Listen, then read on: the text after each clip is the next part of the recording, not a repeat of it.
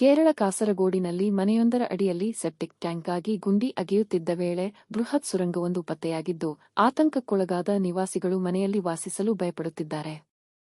Septic tank ನಿರ್ಮಾಣಕ್ಕಾಗಿ ಗುಂಡಿ ಅಗೆಯುತ್ತಿದ್ದಾಗ ಭೂಮಿಯೊಳಗೆ ದೊಡ್ಡ ಪ್ರಮಾಣದ ಸುರಂಗ ಮಾರ್ಗವಿರುವುದು ಬೆಳಕಿಗೆ ಬಂದಿದೆ. ತಮ್ಮದೇ ಮನೆಯ ಅಡಿಯಲ್ಲಿ ಈ ರೀತಿಯ ಸುರಂಗ ಪತ್ತೆಯಾಗಿರುವುದರಿಂದ ಮನೆಯ ಸುರಕ್ಷತೆ ಬಗ್ಗೆ ಭೀತಿಗೊಳಗಾಗಿರುವ ನಿವಾಸಿಗಳು ಅಲ್ಲಿ ವಾಸಿಸಲು ಹೆದರುತ್ತಿದ್ದಾರೆ.